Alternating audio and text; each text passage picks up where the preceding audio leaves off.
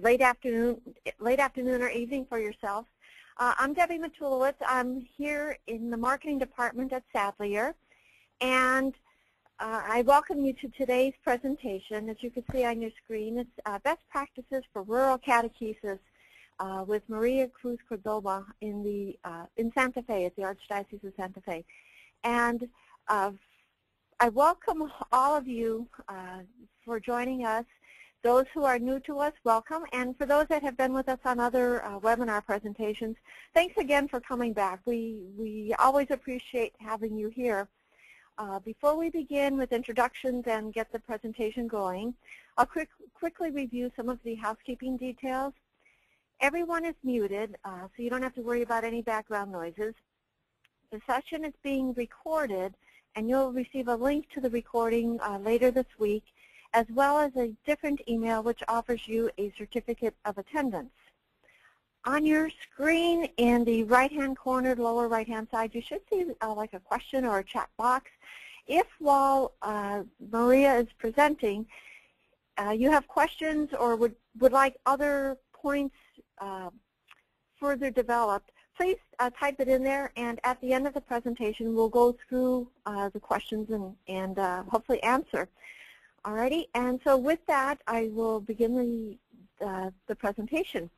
With us here today, there's two others joining us, myself. We have Victor Valenzuela also in this webinar.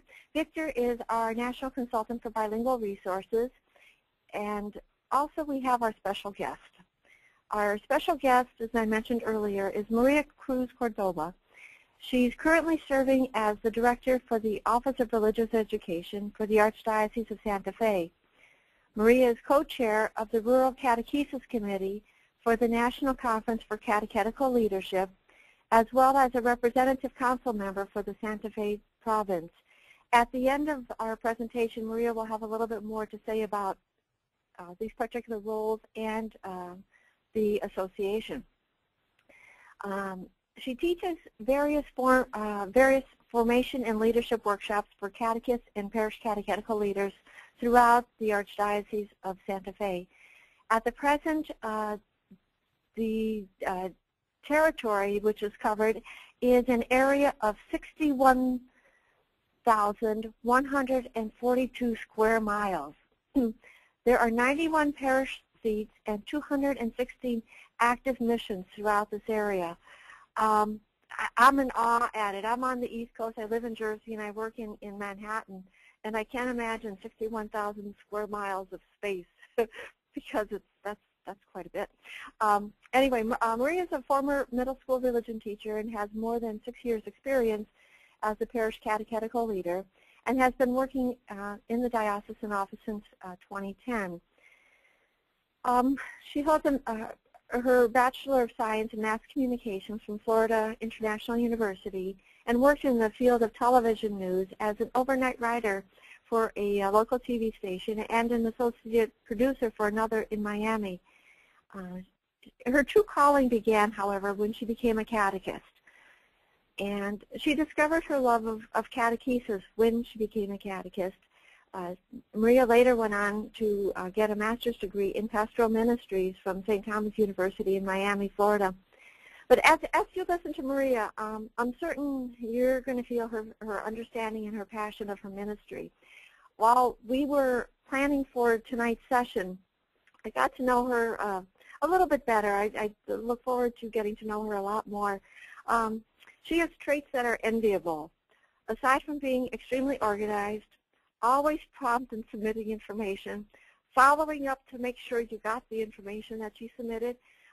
Maria's a caring person. She has the most endearing laugh. It just brings so much life into a conversation and into what she does.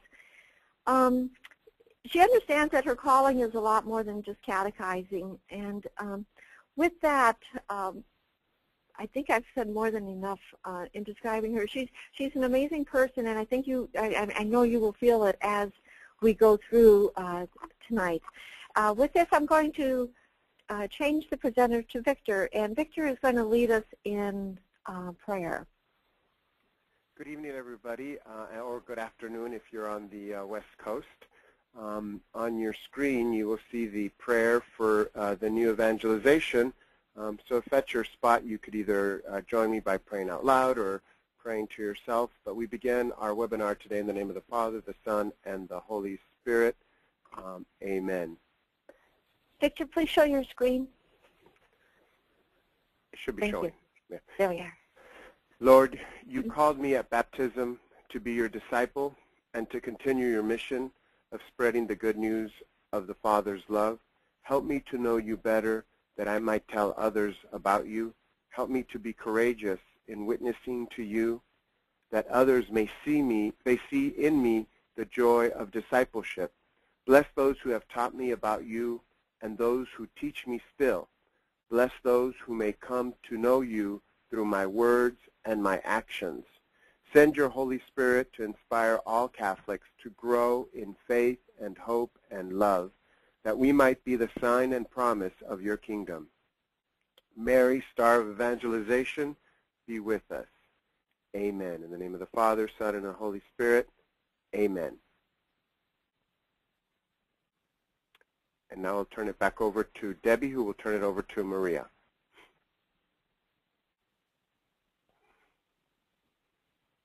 I'm sorry.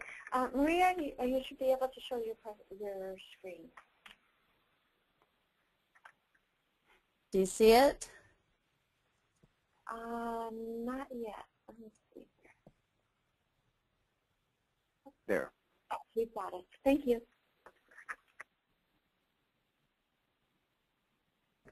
Are we ready for me? Yes. Okay. Good evening, everyone. Good afternoon for those of us still on the Mountain and Pacific Coast time. My name is Maria Cruz-Cordoba, and Debbie, you did such a wonderful introduction for me that if you're still alive, when I die, I'd like for you to present my eulogy.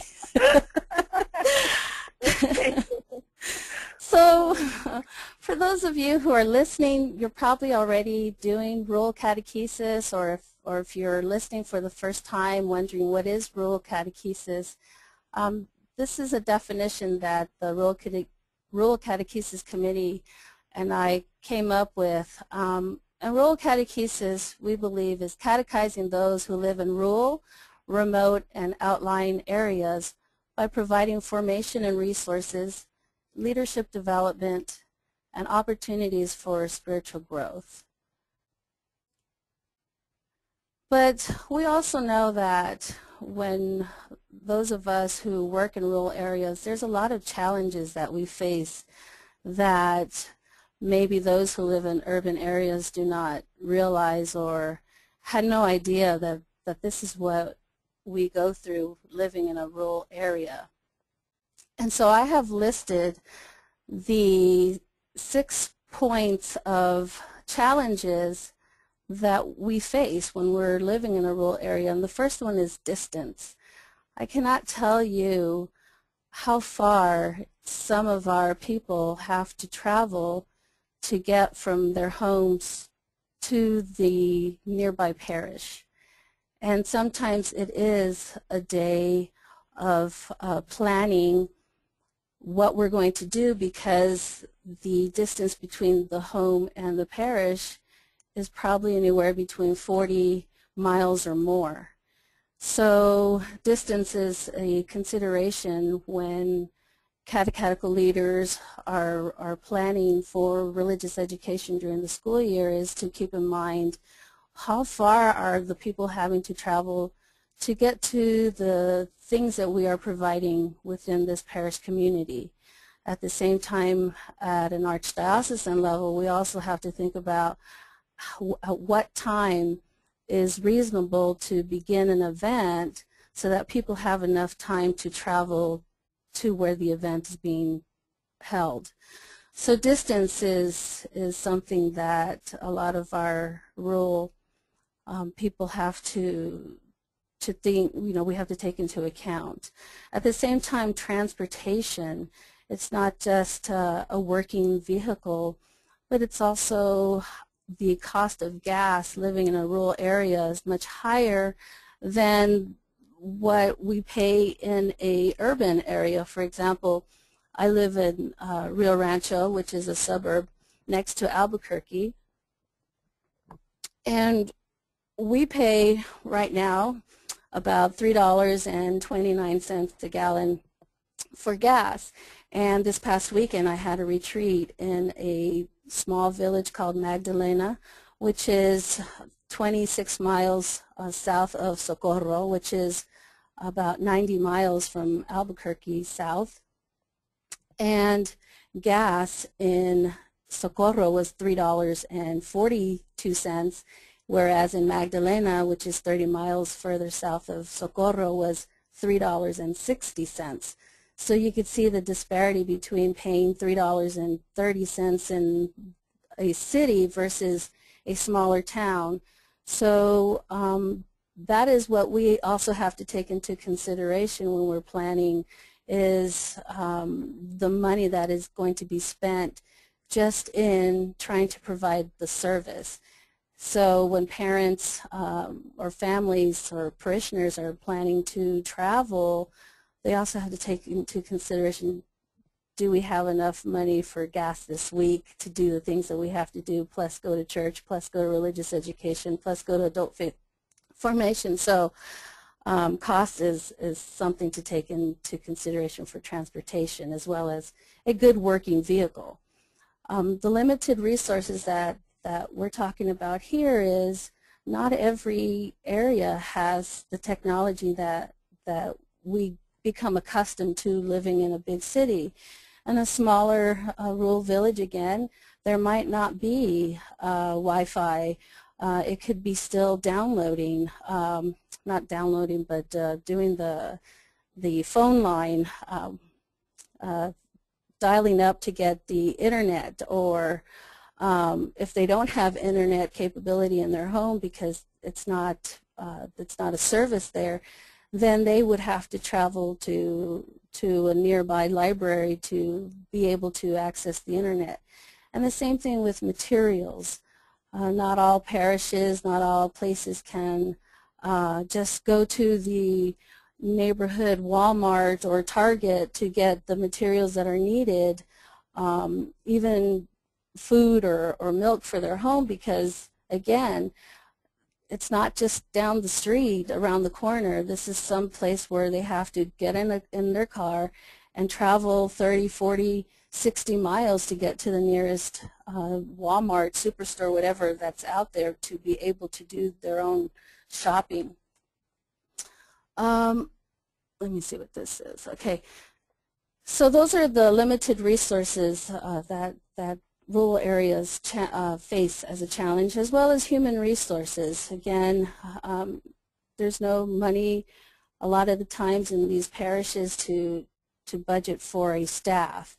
So volunteers are greatly needed, and so staffing issues is a concern. I know many parishes where there's only a part-time secretary. The secretary is there just from 9 in the morning till 12 at noon, and the rest of the time the answering machine picks up all the messages. So that's a concern and a challenge that many of our parishes face, as well as many catechetical leaders know. When you're in a rural area, your need of catechists is also limited, because you depend on the community that's there, and having catechists to be formed, having catechists to stay in the ministry is also a challenge, because again, you're facing formation is a challenge, in the sense that with all these other challenges of distance, of transportation, do I have the time to go to a webinar, to go to the archdiocesan or diocesan formation classes that are in the big city? Do I have time to go back to the parish to take a catechist training class? And so a lot of times with the demands of formation, catechists can't or choose not to stay, because they have so many demands just with their family, or taking care of their homes, their farms, things like that they don't stay. And then with our next point as the economy is also a big factor because the jobs are not in these small towns, they're not in these small villages, they're in the big cities or the medium or smaller sized cities. So traveling to go to these places is also another consideration that families have to take into account as to what they're going to do. So if there are no jobs, then they have to go where the jobs are, and sometimes that means relocating and moving to another place. So when that happens, the whole town is affected because now the local farmer's market or the local store doesn't have the business as it used to, and so they have to shut down, and there's a high increase of poverty in these towns. And as a Catholic church, we also know that there's other faith traditions in our community that is vying for the same attention of people that we are. We're trying to get our Catholic families to continue staying in our parish. At the same time, these other faith traditions are luring them with after-school activities. They have the resources to be able to pick up kids at the different schools with their buses and take them to the big church so that they can have aftercare or provide other activities that, when you have a parish that does not have budget for much things, then that becomes an issue for these families because now they want to allow their kids to be bused to these places for the activities that are being provided for them. So that becomes a challenge. But then again, we all know that we can always talk forever about the woes of our ministry. So I wanted to look at the blessings that we have that when we are in leadership positions such as the catechetical leader as well as those catechists who are listening. These are things to take in mind when we have our challenges. I mean, we could focus on the negative, but focusing on the negative blinds us to the blessings that God can put before us. So one of the things that I would like to say is for us to be present. We need to be present when we're working in our communities. And so I have these points down as to how do we deal with when we have a challenge. How do we meet those challenges? Because we already know there's a lot. So how do we meet them in the most effective and positive manner? So the first thing always, I truly believe, is getting to know our families by introducing ourselves. These are very basic skills, and many of you probably know this already, and I want to affirm those who are already doing this. You're doing a great job. But for those who are starting or maybe have no knowledge of what does this mean in this ministry? How do I do this? Then, being present is the biggest thing because they see you as the face of Jesus in this ministry. So how do we do that? We introduce ourselves. We visit our families. We get to know our families. We take into account how we're going to schedule our classes, that it's most effective for our families to attend religious education or any other type of formation that we are providing for them. We go to their sporting events, to funerals of parishioners that maybe we didn't know them very well, but because of who we are, we should be present even at funerals and going to the parties that they invite us to, even if it's just to stop in and say hello. That is so important because they know that you care, and that's the message that we want to send. We want to send that we care about you, and so we take the time to do this. If we cannot do these things, then at least sending a card, sending a birthday card, even if it's an annual looking to see when the baptismal date for all our students, and reminding them that this year you were baptized, so many years ago. That's another way of being present, as well as if you find out that a family member is sick or that the student is sick, sending a card to let them know that you're praying for them to get well. I know that for those of us who work in the rural areas, we have many missions, and it's also good for us to be present in our missions so that they can see who we are. It's so easy to just stay at our home base, but we also need to make an effort to go to our mission parishes so that they can see us. So the best time would be during Mass time. And as well as offering Mass for our catechists, for our families, and letting them know that they're also being prayed for too, which is a great way of affirming what they do in the parish. Again, we have to be family friendly. We have to be there for our families. And how do we do this? Well, having classes before and after Mass. They have to go to Mass. So why not have classes where it's convenient for them to be able to go there, go to Mass as a family, or go to Mass as a family first and then go after. I know many of you are looking at this like, oh, well, our families don't go to Mass. Well, look at, when am I providing religious education? Because if I only have $15, let's just say, for gas this week, and I have to run errands, I have to take my kids to school, I have to go to work, well, I have to be very careful as to where I drive, where I'm traveling to. So if I have to make a choice between religious education and Mass, sometimes it's religious education because we know we want our kids to have the knowledge in our faith. And so that is where they go.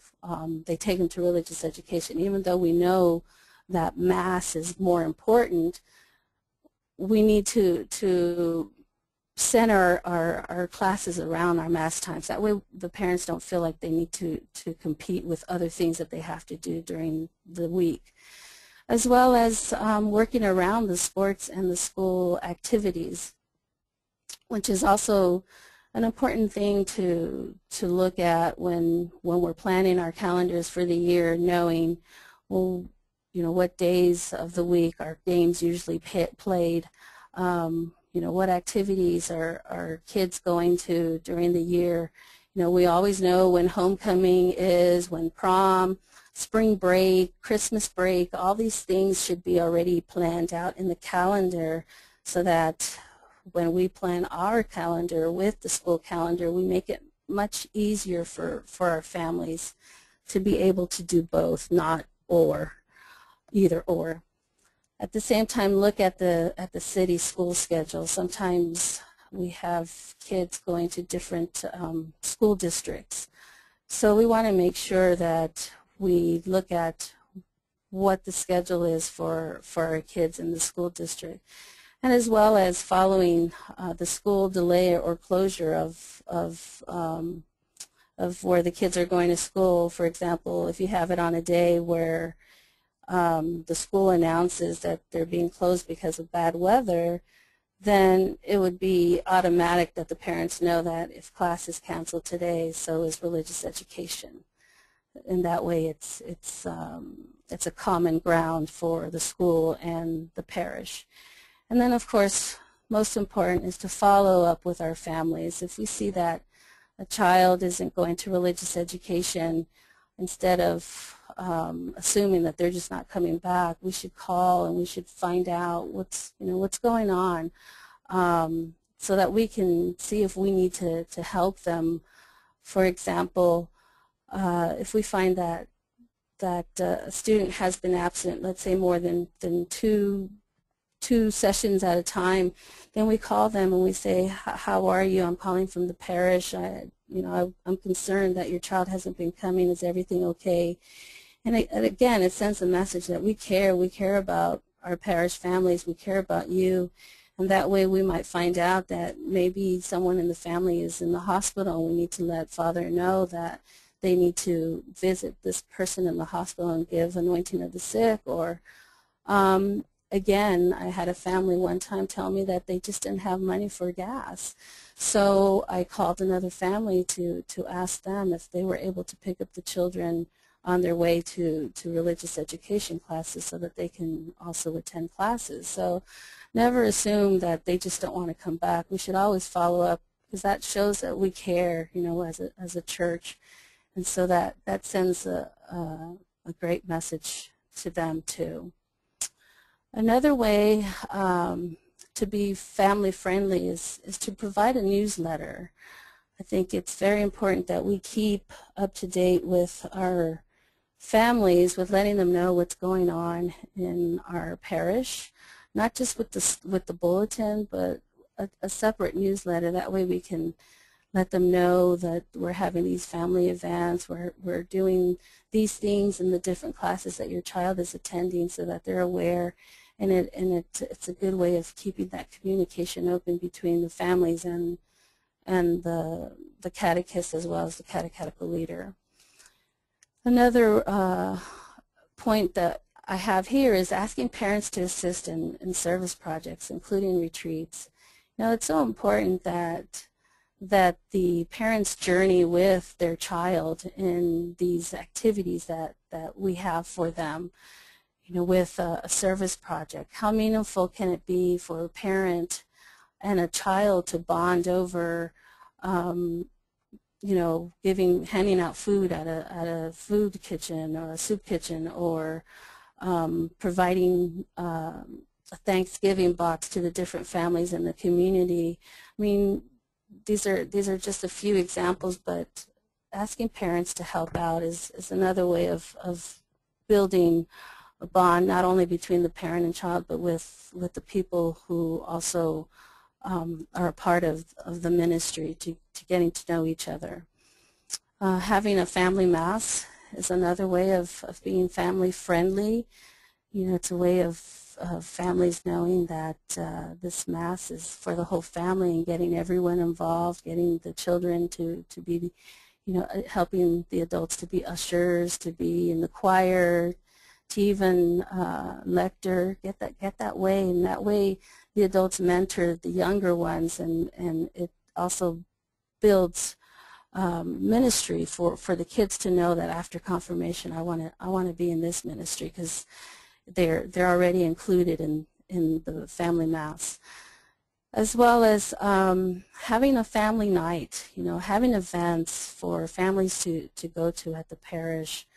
And it might not be a religious education setting, but it could be something that the whole parish community can be involved with, like an intergenerational catechesis, where the topic could be on a saint, and everyone learns about the saint, but at the age-appropriate level that each one needs to learn about what, you know, who saints are, you know, what are the role of saints in my life. And that way, when the family leaves, they felt like, wow, we all learned about something together, and they can share on their way home to, you know, back home from the church activity. They can do their own faith sharing in the car. And again, we know that when our families come, there's always different situations that they're having to go through, custody issues. We know that you know, our parents are facing a lot of things these days, and you know, the important thing is to meet their needs in being creative and flexible when providing instruction. I know of one diocesan director in Alaska told me that not every mission has a catechist or a catechetical leader, so the parents have to step in and do the catechizing. And so she goes in once a month to help these families become teachers to their own children. So it's a great example of modeling, not only to our parents, but for the parents modeling to their kids about the importance of learning about our Catholic faith. In the next slide here, I have being supportive to our catechists. You know, we have to be able to give them the resources that they need in the different classroom settings that we have for them, so that if they don't know the answer to a question that's being asked, they have a set of books that they can look at to help find those answers, to guide them, and to let them know that it's okay if they don't have the answer. It's okay with the students. I don't have the answer this week, but I know next week I will have the answer, and they can have these resources to look at to know that in this book I'm going to find the answer if Father's not available to discuss it with them. This is a great way of using resources. You know, we're always asking our catechists to go to some type of formation so that they can grow themselves as a catechist. You know, we know the importance of growing in our faith, and sending links to upcoming webinars such as this one here that Sadlier has provided, so that they can understand their role as a catechist. I mean, many times, and I know that was my situation, is, you know, we come into this ministry not knowing anything about maybe about the Catholic faith, about being a teacher, having to be responsible for students, and we want to provide them with as much formation opportunities as we can, so that they can understand what it means to be a catechist and the understanding of the vocation of a catechist, as well as the catechist being a person of prayer, which is so important. Another way of being supportive is to provide website for publishing companies, such as Sadlier has a wonderful website where they provide lesson plans, and this webinar is being archived, so if they miss today's webinar, they can go into the archives and look at all the different types of webinars that have been presented within the past couple of years, and just learn from that. And then subscribing to magazines, because if you don't have internet access, then what's another way that we can provide formation? What's another way we can have them understand more about their role, getting better ideas, getting some guidance through our magazines, such as the Catechist magazine and the RTJ's Creative magazine. You know, another thing is calling the diocesan office for support. I cannot tell you, me being here at the Archdiocese Office of Religious Education, I have access to a lot of things here, and it's always available to any of my catechetical leaders that's needing books or materials to plan a First Communion retreat, a reconciliation prayer service. We have a ministry resource library. I know that many diocesan office has a media center where they do have videos, DVDs, books, magazines, subscriptions to other newsletters, as well as copies of all the approved religious education curriculum that we can use in our parishes, and that's another opportunity to look at what else is out there, what else can I use. Having monthly or bi-monthly meetings with the catechist is very important, because it keeps them in the know-how as to what's going on a week-to-week or month-to-month basis, in not only in religious education but in the parish. You know, when there's I know we have parish fiestas, it's good to know how can religious education work with the fiesta. How can we work with Advent or Lent, all these different seasons that we undergo throughout the liturgical calendar year. How can we work with what we're doing in the religious education with the liturgical calendar year and the parish's calendar? I know many times when I visit my catechetical leaders, they tell me that the catechists don't have time to give other than the time that they have for teaching religious education. So one of the things that I suggest is, well, instead of the students having class, why not the catechists have class that day? So planning in the calendar a day of training for the catechist, so the kids don't go to class, but the catechists do, and it models the importance of formation to the families that catechists also need formation.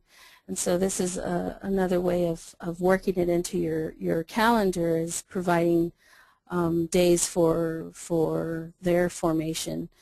And if it's possible to have it during the weekend, then plan it on the weekend. Or if it's something that you can just do online as a group, archiving again a webinar and everybody sees it in someone's home who does have the internet is another way. Going to the library. It's just different ideas that I can think of doing this.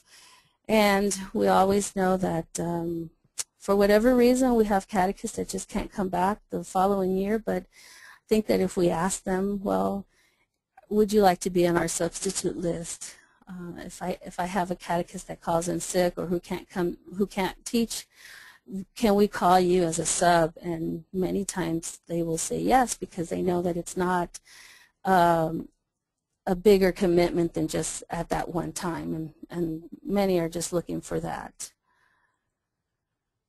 So I know that a lot of our parishes, our rural parishes, have limited budget or no budget at all, and we're trying to find ways of providing some type of equipment to the parish. It could be we need a new DVD player, we need a new TV, or the kids need pencils, paper, crayons, the teachers need new textbooks, and how do we get this when we don't even have a budget? So one of the things that you can do is to call the local businesses and to see, can they donate anything to the religious education office. Like, can you donate crayons if that's what you need? Can you donate any school supplies? Can you donate material that's needed maybe for an upcoming art project? If you're making a costume for a nativity play or something to that effect, asking the businesses if there's anything that they can donate would be a great idea. Catechetical Sundays is always the third Sunday in September, and asking Father if it's okay to have a second collection on Catechetical Sunday, and so that the families will know that this collection is going to help the kids in religious education. And sometimes we have a lot of elderly who don't have their grandchildren living in their towns anymore because they had to move out to a bigger city, and this way they feel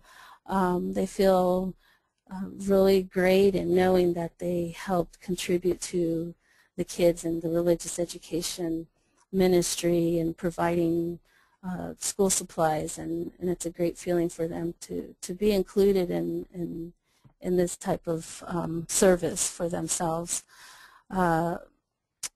If not, if Father says, no, I don't want to have a second collection, because sometimes they don't want to, having a back-to-school supply drive, having a box in the back of the church and letting Everyone know that there's a box in the back of the church for anyone who wants to donate school supplies for the kids.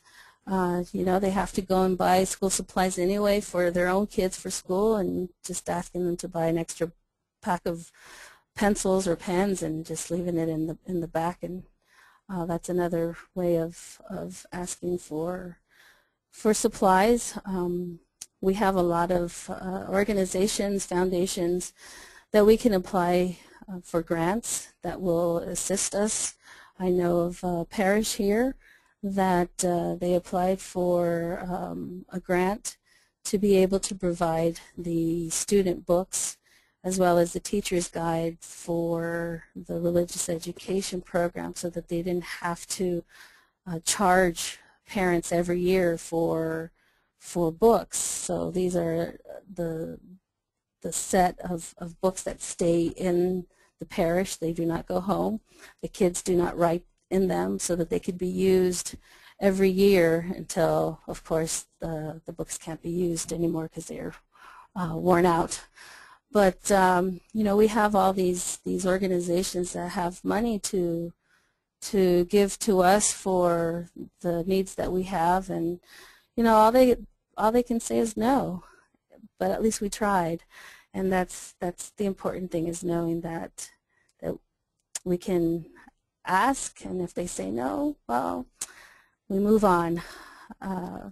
Maybe to the local Knights of Columbus Council that you might have at the parish. I know that I cannot tell you how many times I've been to different parishes where they tell me that the Knights of Columbus really help out a lot with the needs of the parish. And sometimes if we don't let people know what we need, then how can they help? And this is a way of letting the Knights of Columbus, hey, we need this. We need a new chalkboard. We need a new, I know now they're the dry erase boards, but believe me, chalkboards are just as appreciated. So we need, you know, paper, and they're more than happy to give a donation or even go out and buy the materials that are needed. And for those of us who can put on our websites a parish wish list. For example, when I meet with my catechetical leaders, sometimes they tell me that they need things, and I can ask at other deaneries, by the way, this parish in this rural area is looking for this, and I'll have one of our urban parishes says, oh, I have that, I can give it to you, and they'll give it to me, and I'll take it to this parish when the next time I'm up in the area. We know that we can, on our website, put a wish list of what's needed in the other parishes, and that way people can contact this person themselves to say, oh, so you're looking for musical instruments. We have some that we can donate to you. We're not using this anymore, or we don't play guitar anymore. Why don't I go ahead and give this to you? And that's just another way of putting people together to provide a need. Moving on in helping our rural parishes is to be a community builder. To get to know who's in our community, not just the parish community, but the outside community as well. And I know that some places don't have a parish hall to host their events, so they'll go to the community center to host a movie, to have a potluck, or have a dance, or do different things. And this is another way of reaching out into your community and providing a service that maybe you can't because you don't have the space. Another way of being a community builder is to meet the principal, the school counselors, or the athletic director of the school, because sometimes when tragedy happens, it's the same kids that go to our parish that are in our religious education ministry. So if there's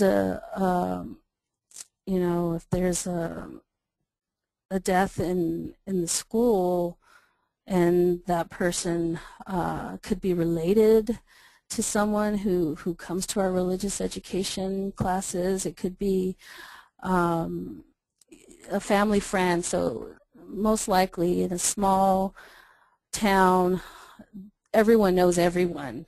So everyone is affected and everyone is touched by the tragedy that happens. So that's why it's good to meet the principal, meet the counselor, because you know, a lot of times we're not trained to deal with these certain things that can happen, and at least we know that maybe this counselor can come into our class to talk about how to handle grief, or how to handle whatever issue is happening, and they become our consultant in this matter, so that we know how to do this, how to help.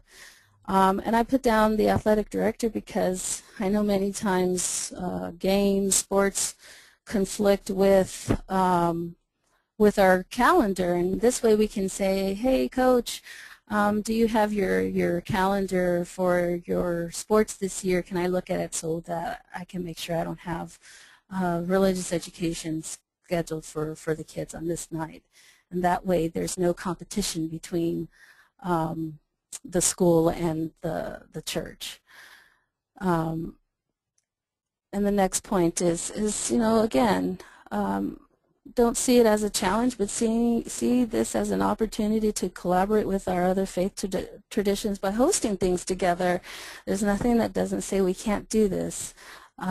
So if we're having a movie, why not invite the neighboring church to hey, why don't you come and join us, and let's do this together, because we're all part of the same community. So this builds community with each other, and again, we model that to the children, and if they see that we can get along with our brothers and sisters of Christ and other faith traditions, then it will be much easier for them too. In the next couple of slides, I have some multimedia resources that you can log on to get other information, catechetical resources. I know you can download many things off these websites, so I have them listed here as a way of knowing that we can download documents, encyclicals, anything that the Pope has written is going to be on the Vatican website, anything that the bishops write. If we want to know what their standing is on a certain issue, we can go onto the bishop's website. You know, we want to know about any service projects that we can do that can help our brothers and sisters in Christ around the world, and Catholic Relief Services, as well as the National Federation for Catholic Youth Ministries, another way of looking for a resource for youth ministry. The National Conference for Catechetical Leadership, NCCL, which is the committee that I'm a part of with Rural Catechesis. They have a lot of PowerPoints, best practices also listed on their website, and you can just log on and see what's there. Faith formation programs at local or online universities. There's a lot of things being offered at the different universities throughout the country. And again, contacting your local diocesan office for information on certification, on formation opportunities, training events. You know, the diocesan office, they're the ones that can really let you know what's going on, so that you can let everyone else know, hey, there's an enrichment conference going on in a couple weeks. Let's all plan on carpooling to get there. That way we can save on gas and money. So that's great to know. I know that, again, when we have to order our supplies to come into our places, we want to know that there's companies that offer our school supplies at a discount, and these are all companies that give discounted rates for art materials, school supplies, and you can call them and they can send you a catalog, or you can go online. So whichever is easiest, you can contact any of these companies. And if you're ever looking for videos like Netflix, YouTube, there are other companies that can provide you videos.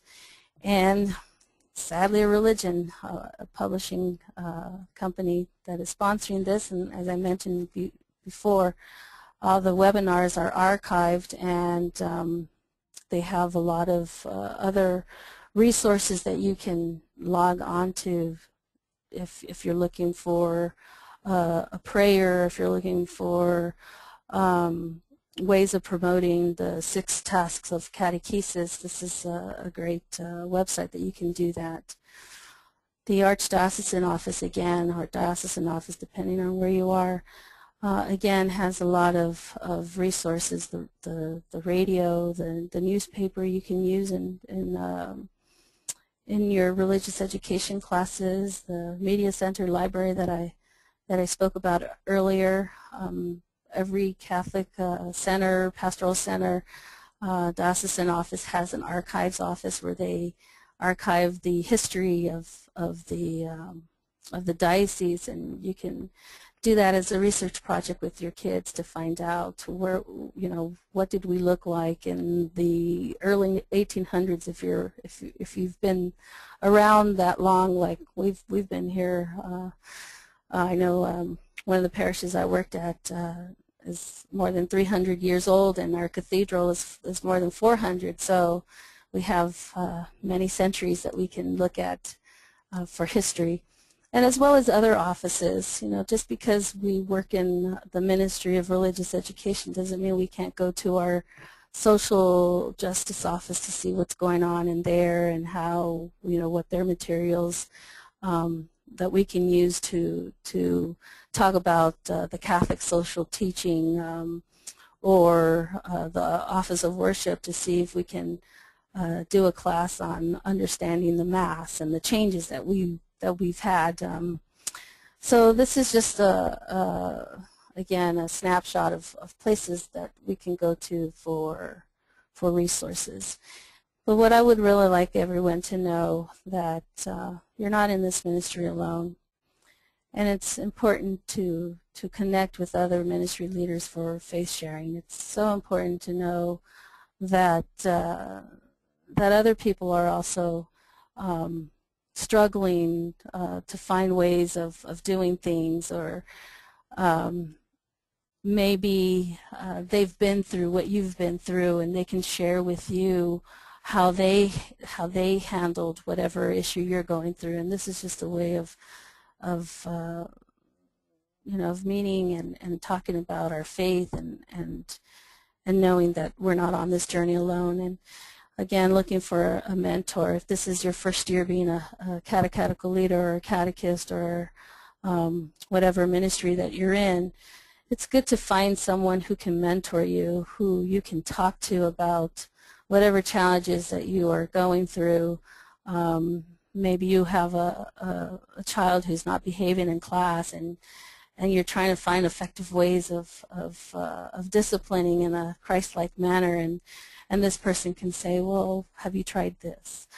For those of us who have the opportunity to find a spiritual director, sometimes we can be in this ministry and we can forget to see God in everything that we do, and this is a good way of having someone to ask that question: where's God in what I'm doing, and where did I meet God today in the students that I teach, or in the families that I meet? And so that's the reason why you would want to have a spiritual director, or if you have a good relationship with your pastor or with a pastor, to talk about these things.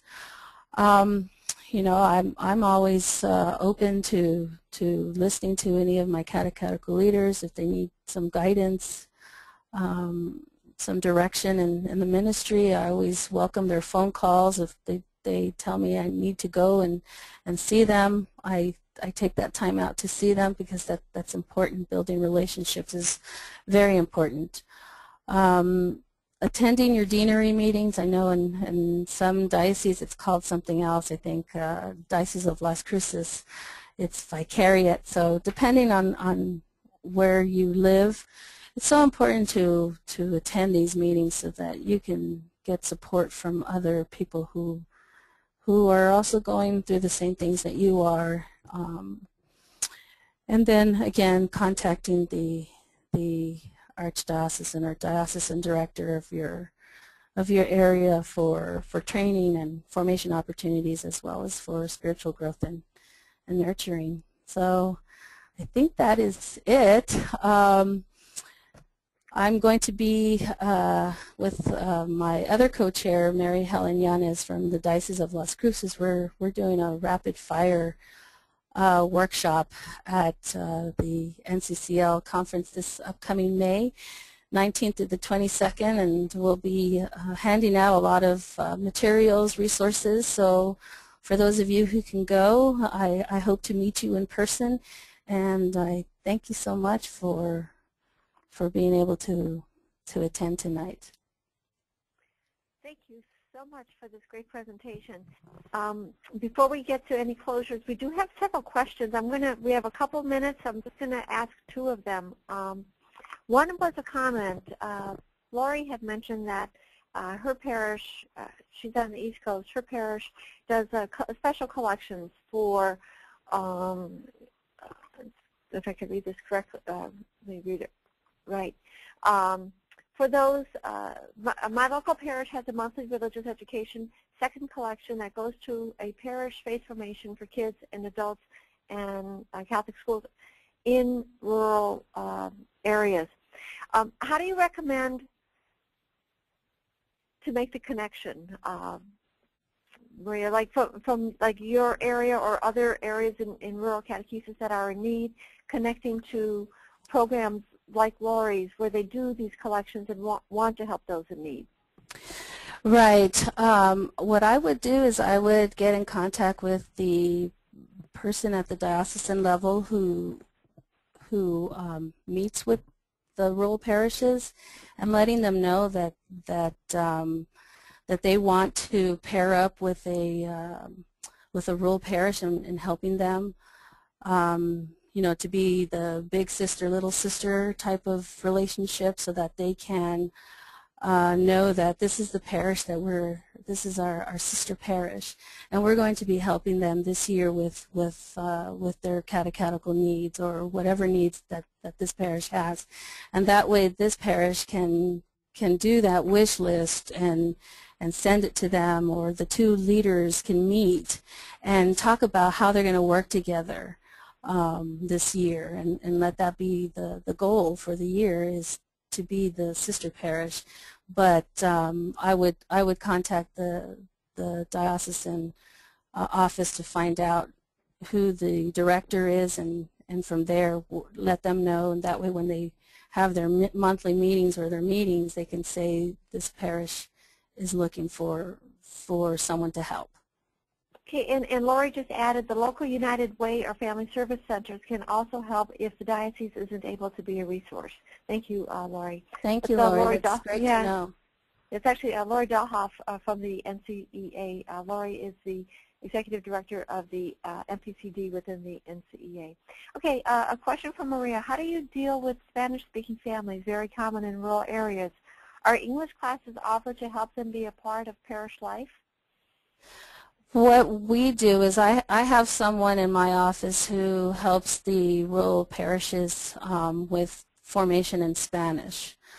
However, I know that sometimes that's not always possible. So with our Spanish-speaking catechists that are out there, it's so important to for those of us who are at the diocesan level, when we're talking with or meeting with our parish catechetical leaders, is letting them know what resources that are out there that are in Spanish.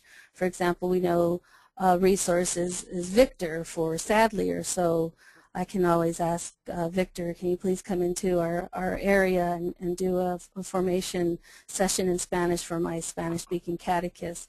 So I mean, that's how we connect with each other. That's how we help each other out, is letting the diocesan office know that these are our needs, and so that we can go out to see who can come into this area to do a session in Spanish. Or if materials are needed for the families in Spanish, we can say, okay, I need to find out what materials I can get for this community and send it. So that's a way of making those connections. Okay, thank you. We are at show's end, our presentation end, I should say, and as you can see, I'm scrambling to try and get this one screen back up here. With this, I am going to take it into closure. There are some other questions. We'll address them offline. I do invite you to join us for other webinars. If you do not receive regular notices from us, you can go to sadlierreligion.com/sign up and receive notices. We do have a presentation in May, on May 8th, a webinar. It'll be presented in English as well as in Spanish, done in conjunction with NACADAM, which is the National Catholic Association of Diocesan Directors for Hispanic Ministry. With that, it'll be Raul Velasquez from the Archdiocese of Portland who will be doing this presentation. We will send you out notices on that. And the next, it's not going to advance for me now, I'm sorry. The next thing that I did want to mention too is that we are going to, this presentation is recorded, and as you had heard, that it will be on our YouTube channel, which is youtube.com/Sadlier Religion. You will receive an email with a link to the recording, as well as a separate email for a certificate of attendance if you do need to provide information that you listen to the presentation and can use it towards your professional development. On that note, I'm going to read with us, we'll close with the prayer for a generous heart. This particular prayer is one of so many different downloads that you can find on WeBelieveAndShare.com. It's the blog. Kathy Hendricks writes a blog for us, and Kathy is, so many of you have already heard me say, Kathy's my Irma Bombeck for religion. She's kind of like my compass, and you know, I so enjoy her. But anyway, she wrote this prayer, and I found it to be so appropriate to those of you who serve in rural catechesis. As I mentioned at the beginning, Maria it has shown me that it's so much more than just catechizing. It's so much part of life, and as you heard throughout her presentation, extending yourself out, and to me, that's being a generous heart. So I'll read this, and then we'll draw to a close. Jesus, when I hear the gospel about giving to all who ask, I feel overwhelmed. Is that really what you meant? It is hard for me to be generous when I fear that I won't have enough for my own needs. You urge me to trust and to turn all of those needs over to you. Grant me a generous heart. Remind me to give thanks each day for the gifts I am given. Then it won't be so hard to give out of the abundance that is mine. In your sacred name I pray. Amen. And on that note, I again thank you on behalf of myself, Victor Valenzuela, and Maria Cruz-Cordoba for joining us. One last question. For a person entering into catechetical ministry or in a rural or other setting, what 3 recommendations might you suggest as they embark this important ministry? For someone who's beginning in the ministry of catechesis as a catechetical leader? I doesn't say as a catechetical leader. Perhaps yes, as a catechetical leader. Well, whether it's a catechetical leader or as a catechist, is first to go to the diocesan office, and the diocesan office can recommend all the materials that are in the resource. But I know that getting a knowledge of the documents that are there. For example, the U.S. Catechism for Adults is a great document. The National Directory for Catechesis, the Catechism of the Catholic Church, for lighter reading, because that kind of reading is intense. I would also look at the magazines that I had suggested for the Catechist magazine, the Creative Catechist magazine, getting in contact with the publishers such as yourself, Sadlier, and finding out, well, what materials are there that you can provide for me. Those are off the hand. Those are some of the resources I can think of for that. Okay, thank you. Alrighty, sorry to keep you a little bit over time and for asking this question after the prayer, but I just thought it was really relevant, and thank you for submitting it. Alrighty, thank you very much, everybody. We wish you the blessings of this holy season. How appropriate to talk of rural catechesis during this, towards the end of the Lenten season, and we also wish you a very joyous and happy Easter season. Thank you and good night. Good night.